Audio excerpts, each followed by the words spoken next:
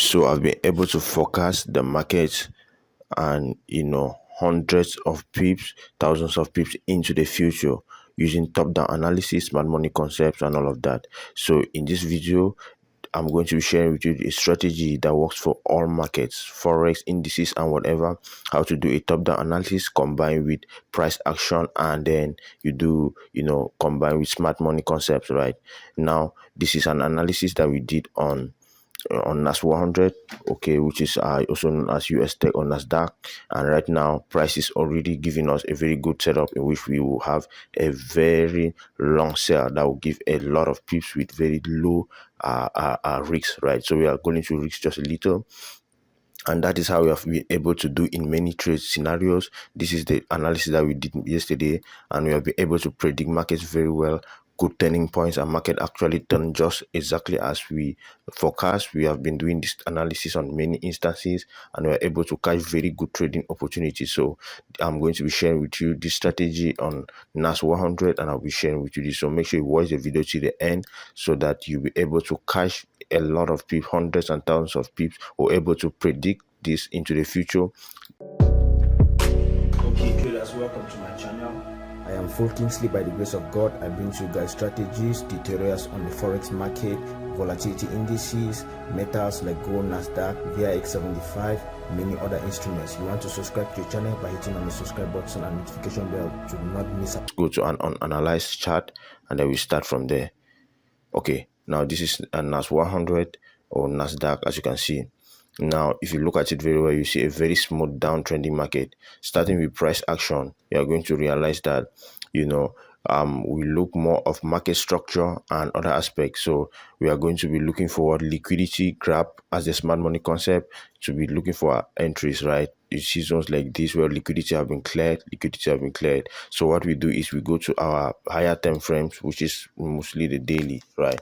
We identify key zones, right? You see here we had a very strong uptrending market, and market is actually just turning down from now. So you just identify all of your measure zones, right? So any zone you just identify, this is a measure zone here, which is a rejection zone. All right, we have another zone here. Okay, any zone you see price have rejected in at least once, that is a zone that is worth marking up, because price is going to react to it. Okay, you just identify like that. You just identify like that, right? So when you do like this, and then you drop further to smaller time frames, maybe like the H4 time frames, right? You are going to see how price reacts to these zones, right? So this is a zone here where price is currently at right now. Okay, and then you just identify them. You also use your trend lines as well. You see zones where price has been reacting to more than once, then you just try to connect, right? Because if you connect like this, look at it very well, you are going to realize that price, after breaking through, came and retested. So for someone who trade based on this particular trend line breakout, would have already been in a sell trade by now, right? So you're just trying to identify various zone. We are not entering based on bigger time frame, but these bigger time frames are going to guide us in situation of entry in smaller time frames, right? So here you identify, look at this zone here. Okay, remember, whenever we see a rejection zone, we identify it. That's why you see that here when price went up, it created a low, got rejected once, got rejected twice. So we identify this zone. You see now that when we identify, see how price came and reacted to this zone here, right? If we had not done that, maybe someone who entered here would not have known that they are supposed to exit from here. So you drop further to smaller time frame. You just try to identify the various zones as you can, right? Now you see we have identified most of our zones here. Excuse me. So we have identified most of our zones here, and if you look at it very well, you see how price is going to react to it, right? So if you look very well, you'll see now a diagonal support here, right, which we can use a trend line to enter. All right, so we can use a trend line to enter. So what we basically do is I'll pick up my parallel channel tool, and then I'll connect, right? So what I usually do is I'll connect to my parallel channel tool. Okay, so when you connect like that, you see, you notice that we have many touches from here. We have 1, 2, okay, we have 3, and then this is the 4th touch here. All right, when you use your parallel channel tool, you can drag down. Okay, we drag down, you see it's going to just sketch out the zone. I hope you know where I got this. This is, you go to this toolbox here. This is the parallel channel tool. Once you click, you drag from, once you connect from one side as if you were doing a trend line, you just connect and then you drag downwards, right? It's going to sketch out the zone. So if you look at it now, we have price in a very beautiful key level. So we have already good confluence of entry. Now looking at liquidity scenarios and all of that, you see that when price creates this high here, price leaves what liquidity above these zones here. Now we have many people who sold based on this rejection. After price rejected here once, came back, many people have sold, but now price has grabbed most liquidity because most stop losses were above this zone here, right? So one advantage of entering after liquidity grab is because you know that you're entering with the banks already, and from there you know that the banks are already in the trade, and when the banks already grab liquidity, there will be enough liquidity to move price. So now when price comes up here, you see that now we can be entering knowing that the banks have already grabbed liquidity, because the banks will always grab liquidity before price moving. So when you're entering when liquidity has been grabbed, then you have a higher probability, or it's more advisable. So you see now liquidity have been grabbed. Most people who buy, because you see that when price rejects here, right, and comes back and then reject again with this candlestick, with this bearish candle, most people consider this to be a rejection and they have sold. Their stop losses are here. So when much liquidity is cleared, price moves now and taps the main rejection zone up here. And what happened? Price has to most probably drop now. So now price currently, as we speak, as candlestick close here, I'm going to be taking a sell at this moment here, right?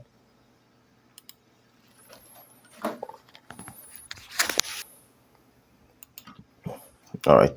So meanwhile, in a smaller time frame, you can see that after this rejection here, right, we have something like a double top, right?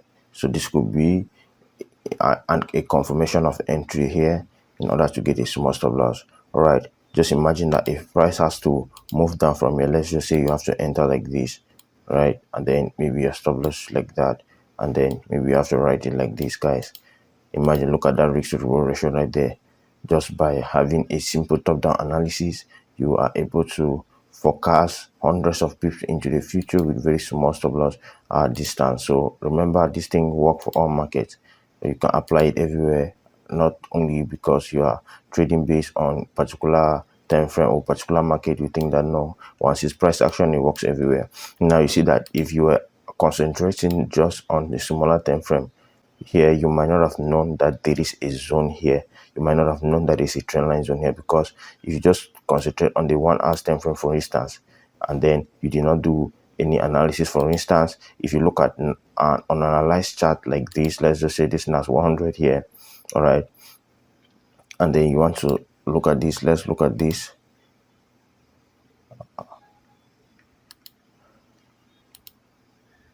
Okay, so this is an analyzed chart here, right here, guys. Now if you just look at it like this, you will not know that this is a key zone here. You will not even know what is happening. Maybe you are just in a similar time frame, you are just plotting out zones. You will not know that actually you have a zone here in which price could potentially move down from. So that is importance of doing a multiple time frame analysis. Why someone who entered base here will not know why price is reversed around this zone here, but because we did the analysis, you know exactly why price is reversed here. And I can show you from the analyzed chart, right? You are going to see that price reversed here because this was a key zone that we actually marked. This was a rejection zone here, right? You can see that this was a zone where price initially was rejected once, twice, thrice in the past. So when price came down now here, price could not help but had to get rejected as well. So you see how possible or how important it is to do a top-down analysis, no matter what strategy you are using, whether you are waiting for liquidity clear as a smart money concept, whether you are entering based on trend line, whether you are trading whatever is necessary, you should know what's happening.